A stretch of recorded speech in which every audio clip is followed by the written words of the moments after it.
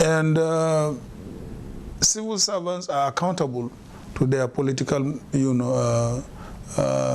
masters or whatever, or bosses. And that is how it should be. A minister who goes to court to ask for an injunction to stop investigation into his or her activities. I think, a minister should never do that. But, it's up to the president. If I am a president, I cannot never allow my minister to go to the court and say he should not be investigated. Absolutely. Then I will ask him to resign that day. And talking about going to court, you spent a lot of time in court during your second term in office, apart from personal vindication. What would you say is your greatest contribution to the rule of law in Nigeria?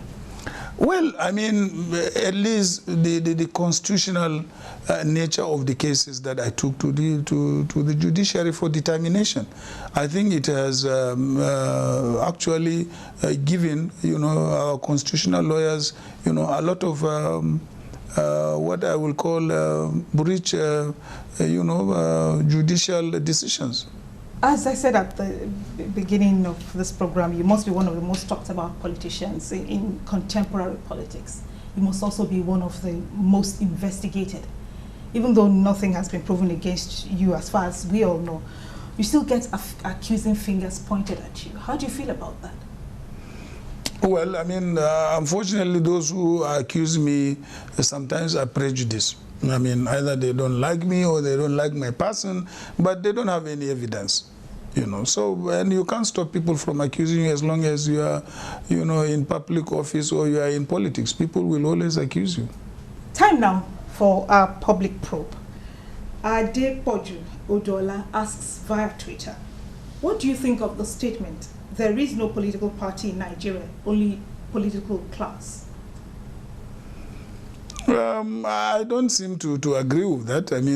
Of course, there are political parties and they believe in certain philosophies. We might not be in the strict sense jacketing of, either socialist capitalism or, the previous doctrines, before the collapse of communism or socialism. But there are definitely political parties who believe in different, approaches to solving, our problems, both economic, social, and so on. If I may ask a follow-up question to that one. What is the difference, for example, between PDP and APC in ideology? The difference, yes, I have been both. The difference between them, is just like, PDP is for center-right. And APC is center-left. Progressives. Yes, progressives, and who believe in social democracy. How will the APC government be different from the PDP government? I think it's an evolving, phenomenon. The APC is just unfolding its own philosophies. Mohammed_M86 asks, will you contest the presidential primaries of APC?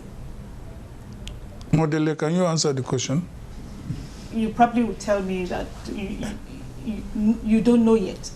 Of course, it's true. I don't know yet. You haven't. And to be honest, I don't know, because we are building a new party. The structures of this new party have not been even formed. No matter how selfish I am, I need a political platform, to actualize my selfishness. But that is not yet ready. So it has to be ready. I have to participate in making sure that it is ready. Akogo Smart asks a hypothetical question. If you were the president, what would be your priority program? Lots of priority. I don't know. It's difficult, But, of course, if you go by the wishes of most Nigerians, number one is to tackle unemployment, because they believe unemployment is the cause of all these security problems we have got. And then before you go on to infrastructure, before you go on to other things. But unemployment, you know, is number one, going by the various polls that have been conducted in this country. But then you just cannot create jobs in vacuum. You have to embark on projects that can create jobs. Like development of the infrastructure, you know, in this country. A lot to be done. And? It is only when you open up those, you know, aspects of our development that you can create jobs. And then you have to also give industrialists incentives to create jobs, to expand their industries. But how can industrialists create jobs, expand their industries, when Nigeria still doesn't have electricity? Yes. You can, you see, the issue of electricity is a thing that I feel very, very emotional about it. Because I believe if we had handled the issue of electricity when we were in office by 2005, we would have provided enough electricity for the people of this country. But unfortunately, we did not follow that route. That is, I have said it in many interviews, you know. You haven't said it to me, sir. Yeah, okay. Model, I was then chairman of the, you know, Privatization Council. Yes. And we commissioned international consultants come and help us. How do we get power within the shortest possible time? And they came, they went around the whole of this country. And they submitted their recommendations. Their recommendations were: one, create as many small and medium power stations by using various sources of energy across the country. If you do that, you will be able to achieve self-sufficiency in power by 2005. That was stable, and it was rejected. We went for the huge IPPs using gas. And I made it very, very clear I did not believe it is going to be a long-term solution to our power problems, because we have militancy in Niger Delta, we have development of the gas infrastructure in Niger Delta. These are issues that are not going to be resolved in 4, 5, or even 10 years. So let's go for the short, medium-term, you know, solutions to our power. That did not receive the approval of the government. The government went for the IPPs. Of the government being the president or the executive, federal executive council? Yes, of course, I've been the president. So we collected money from local government, states, federal government, and others. The first set of contracts were given. Some contracts were paid 100%. We left, nothing was achieved. Then President Umaru Yar'Adua came. He also made available money. It went down the drain. Then President Jonathan Goodluck came.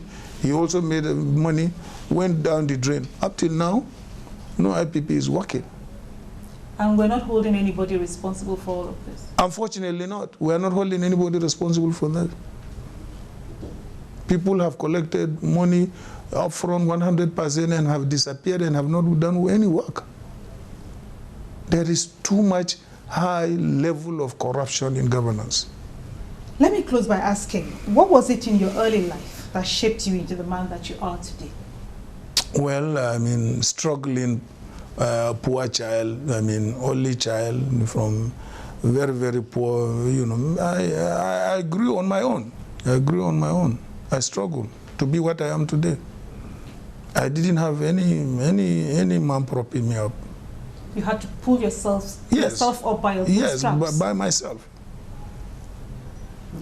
Vice President Atiku Abubakar, thank you for your time. Thank you, Modele. And we thank you for watching.